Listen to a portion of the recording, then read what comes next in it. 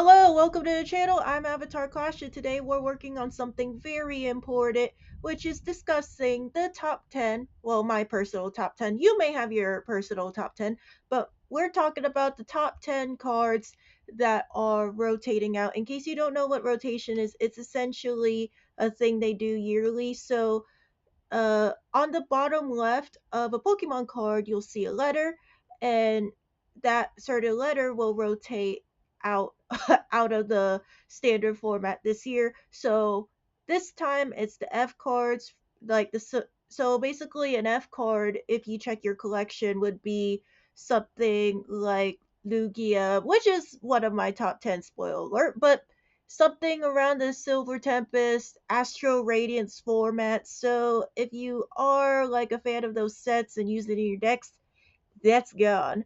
But with that said, let's get to the discussion. Let's go through the top 10. But first, I would like to tell you, please like and subscribe to the channel. And yeah, let's get going. To kick things off, we have Dark Patch. Now, Dark Patch is a card mainly used in dark type decks like Roaring Moon. It's also used in one of my personal favorite rogue decks, Ogie Dogie EX. Now, why is Dark Patch very important? Well, it helps it accelerate energy. So, for example, if there was a Roaring Moon EX on your bench and you really want to get that turn one Calamity Storm, try not to frenzy gouging as much as possible because it will be very easy to knock out a Roaring Moon. But with that topic aside, we're going to say that Dark Patch is very important with the Roaring Moon EX solely because you could Dark Patch, so that's one energy, and if you have Sada's Vitality, you could also increase to two energy, and then if you just attach Return and find some way to bring up the Roaring Moon, OMG, that's gonna be a fun combo. Another way to accelerate energy could be Janine's Secret Art, but with Ogie Dogie or a dark type Pokemon that's like, hey, we need it to get poison in order to hit with Binding Mochi. Other than that, it's not really a great card. So with that said, I'm really gonna miss Dark Patch. I know it's not a big deal to a lot of people, but as a person that really likes dark type decks, I'm really gonna miss Dark Patch. So there's that.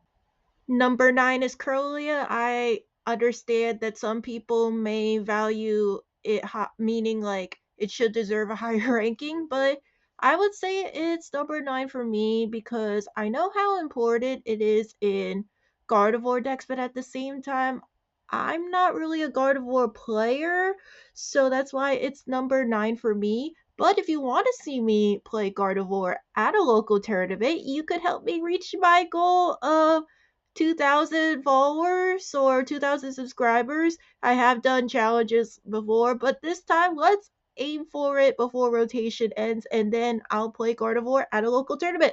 So, with that shameless plug, the reason why Curlia is important because it has the refine ability, so you could discard a card from your hand and then you draw two extra cards. So that is an insane draw engine to have, especially if it's used in a Gardevoir deck.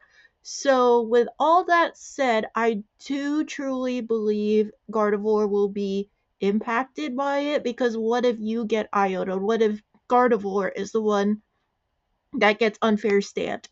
So the fact that we don't really necessarily have a good draw engine anymore, sure, you could counter it with like research. However, drawing would not be really easy for the Gardevoir deck. And the other concept of the Gardevoir deck is energy acceleration due to Gardevoir's Psychic Embrace. So Curlia helps the energy acceleration due to the fact that you could just discard psychic energy after psychic energy. So not only do you get two cards, you could also accelerate to like the Drifloon, just retreat something if your opponent attempts to trap it in the active. So that's why it is very important. All right, number 8 is Hisuian Heavy Ball. This will be a short and sweet explanation because Heavy Ball doesn't necessarily have a whole lot going on for it in terms of like multiple uses. So what's important about Hisuian Heavy Ball is that you get to look at your prize cards, so it's a good way to prize check in case you're that type of person that searches through a deck but forgets to prize check.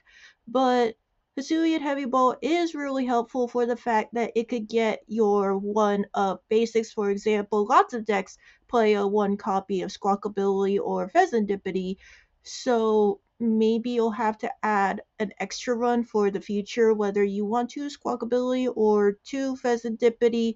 It really depends on your preference, but Heavy Ball is extremely important in that regard. Like, sure, Raging Bolt will be affected, but at the same time, it's alright. You could live with or without it. So, there's that. Another card that will be rotating out of this format will be Lugia V Star. I know it will be a very missed card, but personally, I won't miss it.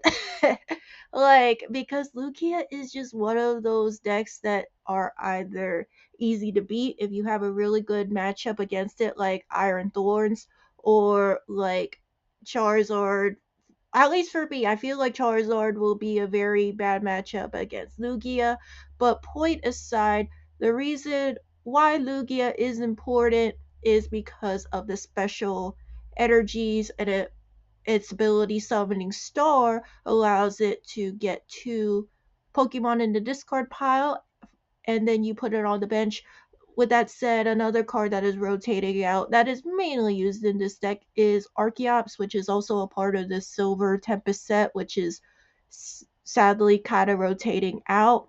But as I was pointing out Lugia, like saying about Lugia earlier, is the fact that it was really hard to beat for me, so that's why it's kind of like higher up in the list, even though it's only number 7. And until I found a way to counter it, which is Temple of Sinnoh, it was pretty hard to beat Lugia. So that's why Lugia wasn't like 8 through 10. But I know it will be an extremely missed card because Lugia and Archeops are a deadly combo. So I could understand why people will miss this card. Okay, for number 6, we ended up having Lost Vacuum. I will lump this along with the other Lost Zone cards like Comfy, Chorus's Experiment, Mirage Gate, but I mainly put Lost Vacuum because I really had one copy in almost every deck. The only one I didn't really have a deck that didn't feature a Lost Vacuum in a deck was the Charizard deck due to the fact that I just used Jambi Tower, but everyone has their own taste. But point aside, the Lost Vacuum was very helpful in the Gardevoir matchups or matchups that involved Bravery Charm like Raging Bolt. So that was an extremely helpful card to have, especially if you're behind on prizes or you don't want to use as much energy for like Bellowing Thunder, for example. So Lost Vacuum will definitely be one of those cards that will be missed for me. Next up, Reggie Drago. Where do I begin? Reggie Drago is one of those decks that just surfaced, meaning like it just became more popular. And for a lot of these past few regionals, it's probably the number one deck that was used. And it did come in a lot of top eights. Like I remember one of the regionals, there was 6 Reggie Drago decks out of the top 8. So Reggie Drago has increased in power by like a lot. So the point of Reggie Drago was to use a lot of dragons. Like you could use Giratina V-Star for Lost Impact. You could use Dragapult for Phantom Dive. Pretty easy. We could even use a single prize Kyurem for Trifrosher that requires a lot of energy management and you try not to use it as much as possible. However, that is a clutch card to have in your Reggie Drago. And if you want to get a little bit spicy, you can also use Raging Bolt as well. I have tried that before and it's pretty fun. Like, it's pretty easy to manage everything wisely.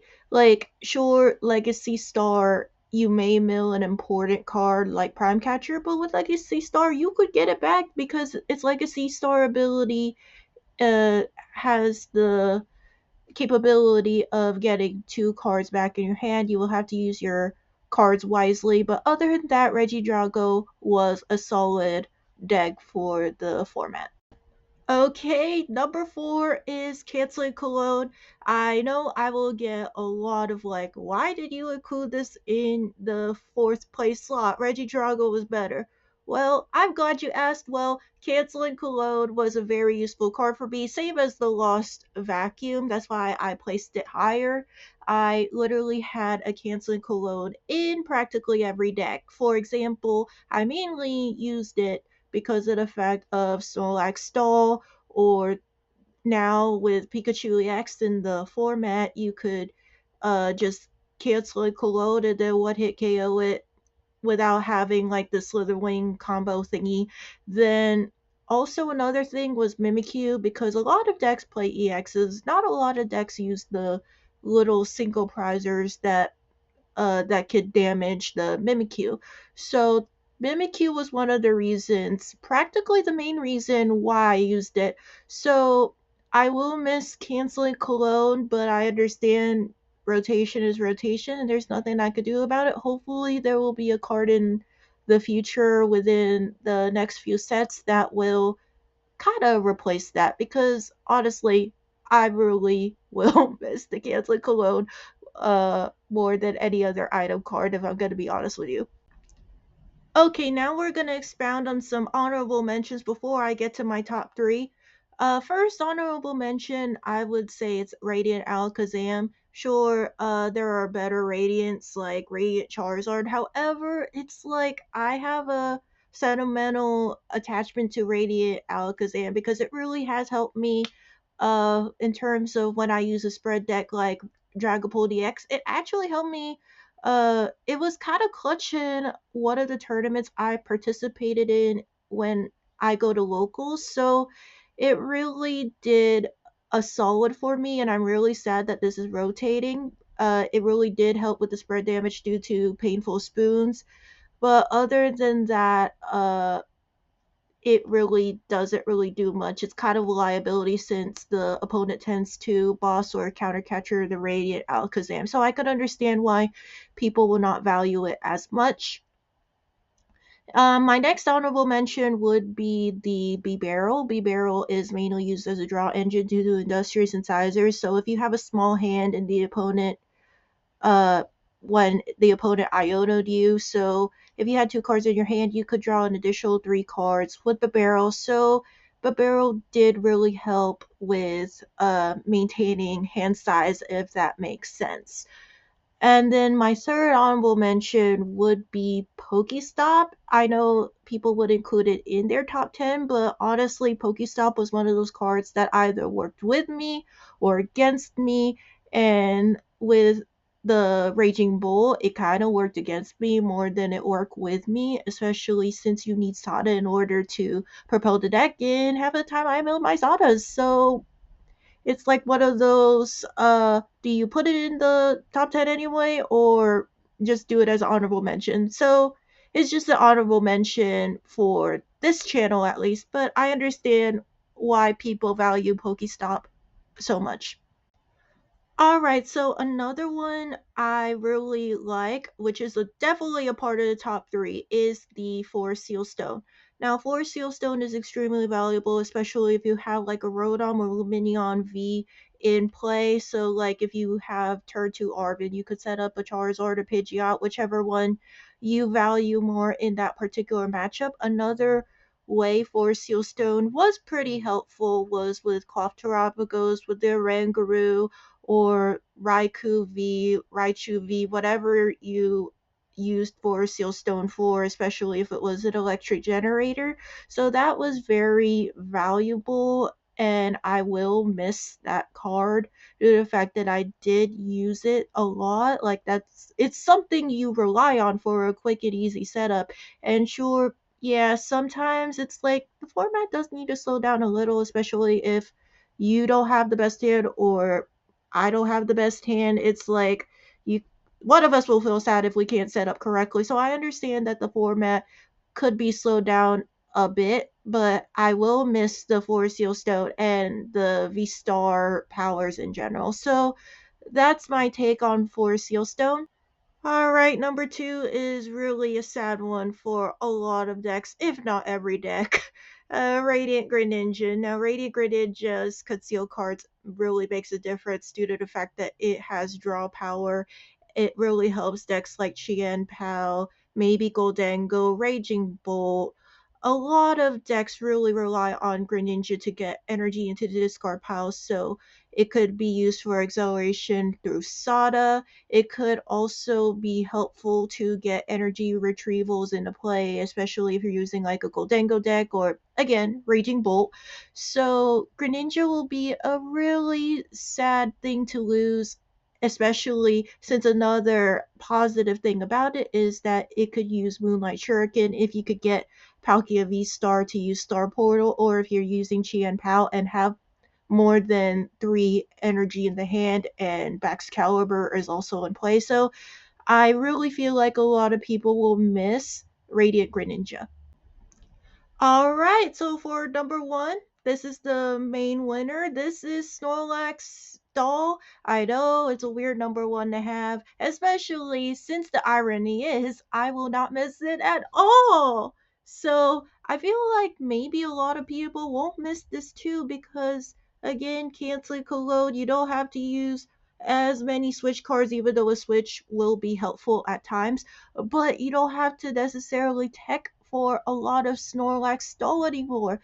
And I know a lot of control players will hate me for putting this at number one, but a lot of the times it's just like it's too slow, especially with penny looping. Like Airy will also be an annoying card to use in that deck due to the fact that what if you have a rare candy deck, Earthen Vessel, things like that. So it's like, eh. It is a very valuable card. It is very a good card to control things or like balance the meta a bit. However, it's like a personal opinion of mine that I will not miss it. I don't know how many other people will miss it, but I definitely will not miss Snorlax Doll. So I feel like that is an important card to consider for the people that are like, what is Snorlax gonna be out of the meta? Well, with this rotation happening in around March, this is it.